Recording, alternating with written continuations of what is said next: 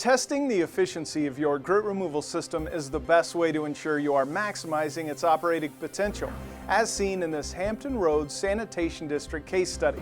I'm Brady Goodman, and in this video, we'll review several critical components in this HRSD case study on producing a legitimate evaluation of your grit removal system. These critical components are testing methods and how to avoid test errors up to 40%. Small installation changes that can lower rather than improve grit removal efficiencies, and using the correct performance criteria for the stated equipment and its grit removal efficiency design. First, let's cover testing methods and how to avoid test bias up to 40%. What testing methods are out there? The two most widely known and used grit testing methods are cross-channel sampling and vertical integrated sampling. These two very different methods differ based on how and where the samples are collected. Cross-channel sampling uses a single probe that samples across the full width of the channel, collecting grit samples at 6 sample points.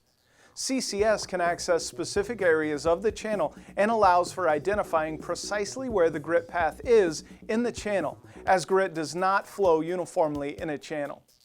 CCS can also move the probes from on the floor to any point within the channel to determine how much grit is flowing through at that point. Vertical integrated sampling is normally placed at one location in the channel and not moved. It uses a vertical slot to capture grit in a single center column of the channel. Because it does not move, it creates its own velocities that push grit away from the probe. It does not capture a representative sample of grit. Now that we've covered the two tests, let's look at our case studies. Two different efficiency tests were performed on two vortex grit chambers at two different Hampton Roads Sanitation District wastewater treatment plants. The first grit test was performed in 2007 on a 270-degree vortex grit chamber installed in 1988 and written up as a WEFTEC paper. The grit sampling method used was the VIS method. The second test was performed as part of the equipment startup protocol on a 2010 installation of another Hampton Roads Sanitation District plant. This time, they used the CCS method to test for grit removal. The results using the samples acquired using the VIS method indicated a lower grit removal efficiency of the unit. A new stacked tray pilot unit was tested in 2007 at HRSD at the same time using the VIS method, and its grit removal results were also low. In fact, they were so low that it did not meet its published removal efficiencies. In comparison, samples collected using the CCS method at the 2010 HRSD installation noted earlier indicated the removal efficiency of the unit met its published removal efficiencies. What might cause these significant differences in the results? A published 2014 WEFTEC paper sheds light on sampling errors inherent in VIS methodology. The paper states that, in some cases, the sampling error exceeded 40%, which is a very alarming figure to warrant careful evaluation by the practitioners before designing new systems. Modeling also indicated that VIS underestimated the mass of grit by as high as 40%. It also favored lighter particles. This is a major drawback from using VIS at a single location. The paper's CFD modeling and review of VIS grit tests conclude placing VIS in the center of the channel will lead to significant error is estimating mass grit and its distribution if the grit is flowing on one side and not uniformly distributed over the channel width. This practice should be avoided in the future. Using CCS is recommended when grit is not flowing in the center of the channel. CCS samples across the full width of the channel and at any point, which allows the grit to be located and sampled. Grit is not uniformly distributed across the channel. To have accurate grit removal sampling, it's recommended to use the CCS to clearly indicate the location and the concentration of the grit in the channel. Understanding CCS and VIS grit testing methods and which type to use makes a big difference. It can be up to a 40% difference in the final results. Make sure you select the correct one. Now let's talk about how small installation changes can lower rather than improve grit removal efficiencies. Sometimes the hardest error to pinpoint is whether the equipment constructed is per the manufacturer's recommendations. Sometimes, no matter how hard everyone tries, a small change between the original design and what is built can add up to big grit removal efficiency losses. In the comparison of two case studies at Hampton Roads Sanitation District, a seemingly slight change in the physical installation of the grit removal unit had a significant effect to the performance of the unit. Forced vortex systems rely on correct hydraulic layout to achieve proper velocity and grit removal.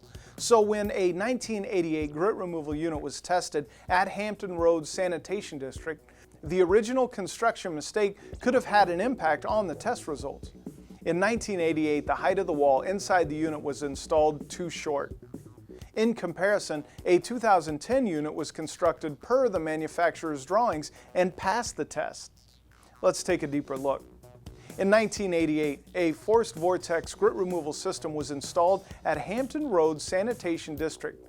Unfortunately, noted at startup by the manufacturer, the effluent weir elevation was constructed 2 feet lower than required by the manufacturer's drawings. It was not corrected. So does this matter? Yes, because the change in the physical dimensions of the unit caused the unit to not perform to its expected grit removal efficiency levels. A widely circulated WEFTEC paper that cites this grit test at HRSD always fails to contextually acknowledge this construction issue. The HRSD test results demonstrate a complete data outlier when compared to hundreds of other national tests on similar systems. Because of this fact, this paper has been questioned by many within the industry. The question is even bigger when you understand that this WEFTEC paper was funded in part by a competitor to forced vortex systems. In comparison, a 2010 unit also installed at Hampton Roads Sanitation District matched the manufacturer's dimensions. When it was tested during the startup protocol and verified by a third-party engineer, it passed the stated grit removal efficiencies. Little things can add up to big differences in test results. Our last topic is about using the correct performance criteria for the stated equipment and its grit removal efficiency design. Grit removal systems have been installed nationwide over a wide range of years. When getting ready to test a system, find out when it was made and what its grit removal efficiency states it can achieve. For example, it would be pointless to compare the fuel economy of a 1975 Chevy Nova to a 2016 Toyota Prius. The same is true for grit removal systems. So when preparing for a grit test, it's critical to know the age of your equipment and its original grit removal efficiency specification, which are applicable to the dates it was manufactured and installed. Going back to the Hampton Roads Sanitation District WEFTEC paper and case study we've been citing, the original removal efficiencies for a 360-degree pista with V-force baffle were referenced as the performance criteria for the much older 270-degree 1988 pista that was tested at HRSD. The new higher efficiency achieved with baffles had not been invented in 1988, the time this pista was installed. The 1988 270-degree pista without baffles has a grit removal efficiency of 95% of 300 micron, 85% of 210 micron, and 65% of 150 micron. In comparison, the most current 360-degree pista with V-force baffles has dramatically increased grit removal efficiencies by achieving 95% of 105 micron and larger. When comparing the two HRSD 270-degree forced vortex grit chambers, the 1988 unit did not do well for the numerous reasons we've outlined. In comparison, the second 270-degree chamber tested at Hampton Roads Sanitation District was successfully tested to its 2010 performance specification using a reliable testing method and approved by an independent engineering firm. In some of the Hampton Roads Sanitation District paper presentations, the grit removal efficiency and 3D depictions of a 360-degree pista with V-force baffles with a grit removal efficiency of 95% of 105 micron were used to evaluate the 1988 HRSD 270-degree pista with no baffles. Mixing and matching eras of technology can misrepresent how the equipment was originally designed to perform. This is very similar to the 1975 Chevy Nova comparison to the 2016 Toyota Prius. The fuel economy is not comparable due to the age of the technologies. Little things can add up to big differences in test results. Thanks for watching HRSD Grit Removal Efficiency Testing.